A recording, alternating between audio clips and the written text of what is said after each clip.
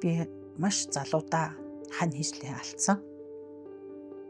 Манай нөхөр маань шүнжэнгөө ингээд шинэ жилийн палаж ингээд өөрөө оёод шүн надыг унтж яхад бол нэг ч сэрэхгүй ингээд бүх юм ингээд оёол би өглөө босоод нөгөө палажа өмсөөл сэрээрээ хараа гэж нөгөө ойсон палаж нь яг таарн тэр нь амьдрал элэг бүтэн байх нь хамгийн чухал. Бие бинийгээ амьдтай бие биенээ хайрал гэдэг шиг энэ хороодлыг ад жаргалтай амьдрах хэрэгтэй шүү гэж хэлмээр байна. За сайн байцгаана уу? Намайг Уланбаяр гэдэг. Би 1989 онд онгоох ухааны дунд сургуулийг их баригч багамж мэргэжлэр төгсөөд өнөөдрийг хүртэл нийтдээ улстай 37 жил их хүүхдийг эсмийн дамжуулах их орхон салбар тасралтгүй ажилласаар өнөөдрийг хүрсэн. За энэ урт хугацааны амьдралын явцад хүний амьдралд бол янз бүрийн амьдралын нухчаанд бэрхшээлүүд тохиолддог. Тэгээд энэ хугацаанд надад бас тэр бэрхшээл тойроод гарсан. За энэ бэрхшээлийнхаа талаар та бүхэндээ нэг бяцхан сэтгэлийнхаа мөх бодогдчихсэн зүйлийг хуваалцъя гэж бодлоо. Яг гэх юм бол одоо начиг адилхан энэ бэрхшээлийг даван туулсан мянган эмэгтэй хүмүүс байгаа. Монгол миний туулсан амьдралын бэрхшээл бол энэ залуу хүмүүстээс тодорхой хэмжээний сургамж болох болов гэдэг үднээс та бүхэндээ сэтгэлийн хуваалцъя. За би 1989 онд сургууль төгсөөд одооний өргөн амрах газар буюу тэр үед клиникийн 1-р амрах газар их баригч мэргэжлэр төгсөөд их хүүхдийг эсэм манд амарчуулах үйлстэй зүтгэж эхэлсэн. Энэ хорвоо дэлхийд мэндэлж байгаа бяцхан үрсийг аав ээжээс нь өмнө хамгийн түрүүнд дэлхийдээ тэрвэрч авч хорвоо дэлхийд эрүү саруул боожуулахын төлөө эсэм мэнд амарчуулдаг энэ мэргэжлэрийг би бол маш бахархдаг. Яг энэ мэргэжлэрээ бахархдаг гэхлээр зэрэг би маш залуудаа хань хийжлээ алдсан. Гэр бүл бүрэн бүтэн байх буюу хань хийжлтэйгээ байх үед бол гэр бүлийн аз жаргал үнэхээр сайхан байсан. Яагаад гэх юм бол би бол нэг эрх гүншил байдаг гэсэн. Жишээ нь гэхэд одоо ингээл маргааш нь ингээд шинэ жил болно гэд ингээд л манай нөхөр маань шүнжэнгөө ингээд шинэ жилийн палаж ингээд өөрөө оёод шүн надыг унтж яхад бол нэг ч сэрэхгүй ингээд бүх юм ингээд оёол өглөө намайг сэрэхэд ингээд үлгүүртээ ингээд өлгцэн байж байдаг. Би өглөө босоод нөгөө палажа өмсөөл сэрээрээ хараа гэж нөгөө ойсон палаж нь яг таарн тэр нь. За тэгэнгүүтээ харуулчаал тэгэл торн тэгэл ажил руу гүйччихэл оройн шинэ жилдээ орох жишээний тийм гоё дурсамжтай сайхан үе байсан.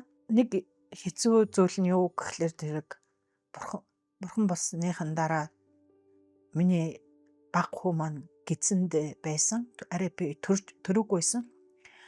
Төрөхөд нэг 14 хоног дутуу байхад талиахжихаа шаарлыг олж исэн.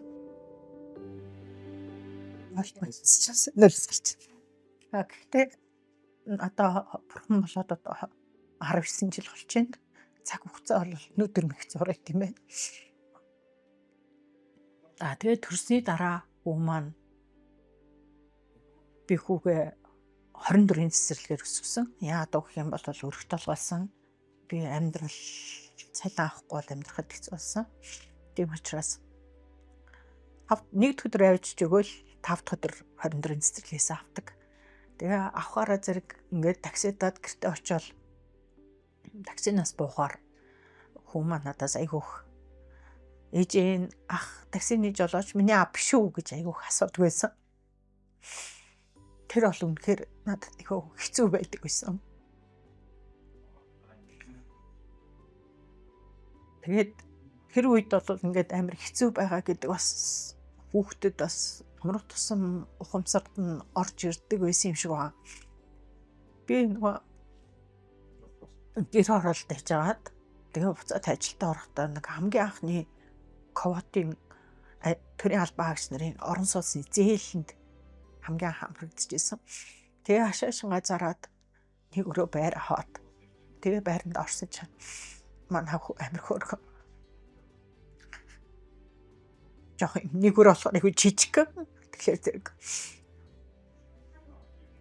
ээж та нэг төр зөр хоёлаа гурлаа энд амьдрнаа. Тэ би том болохоор тань бүр том байсан авч гэдэг байсан. Гэхдээ энэ бол хүүхдийн маань энэ мөрөөдөж байгаа мөрөөдөл хүсэж байгаа хүсэлтэй энэ бүхэн маань намайг амьдралд нуурч болохгүй тэ өвдөж болохгүй надад өшөө цаашаа энэ үр хүүхдийн маань мөрөөдөл хүслийг биелүүлэх эрч хүч надад хэрэгтэй гэдэг үгнээс ханцуу шамлжил амьдралын наавш зүгсээр өнөдрийг хүрсэнтэй. Яа энийг ярьж яах вэ гэхээр зэрэг хүмүүс бол ялангуяа эмэгтэй хүмүүсд бол амьдралд бол сөхөрдгөө маш зоригтой, төвчээртэй үр хүүхдийнхаа төлөө цаг завыг маш хурдан хугацаанд өөрийгөө дайчилж эрс зоригтой гадаа гарч юм бол ир болж гэрт болж юм болж маш их төвчээрийг давж амьдрдаг юм байлээ. Тэгээд энэ зовлонг төвчих миний харахад юу хийсэн гэхлээр би мэрэгчлээгээ гэж боддог. Маш олон хүнийг одоо яг ингээд төрж байгаа эмэгтэй хүн бол их өвдөлтийг дэсвэрлээд олон цаг өвдөөд тэгсэн хэрнээ үр удмаа хүлдээх гэж байгаа тий гэр бүлдээ эр нөхөртөө үр удмын залгах үр хүүхдийн эсмийн дамарчуулахын төлөө маш их асар их төвчээрийг гаргаж иж үр хүүхдээ эсмийн дамарчуулдаг. Тэр их удаан хугацааны өвдөлт болон дөнгөж гараад ирсэн чанга дуутай үр хүүхдийн тосож авч байгаа тэр огшин бол намайг энэ амьдралыг гэрэл гэгээтэй уран зоригтой ирч хүчтэй авах энергийг бол өнөөдөр хүртэл надад уран зориг өгч амьдруулсан гэж би өөр боддог. Тийм учраас би энэ мэргэжлийг ямар азар хэн сайхан мэргэжлийг эзэмсэн юм бэ гэж боддог. За ингээд залуу гэр бүлийн хосуудаа тий амьдрал элэг бүтэн байх нь хамгийн чухал. Тийм учраас бие бинийгээ амьдтай бие биенээ хайрл гэдэг шиг залуу хосууд маань бие бинийгээ хайрлах, инхрийлэх, бие биендээ хүлээцтэй хандах хэн нэгэн төрүүлж ууралсан байх юм бол тэрнийг хүлээцтэй сонсох тий бат бөх харилцаа залуучуудын аз жаргал энэ хорвоо дэлхийд мэдлээд ирж байгаа үр хүүхдийн өнчрөл хагацалгүй энэ хорвоо дэлхийд аз жаргалтай амьдрах хэрэгтэй шүү гэж хэлмээр байна.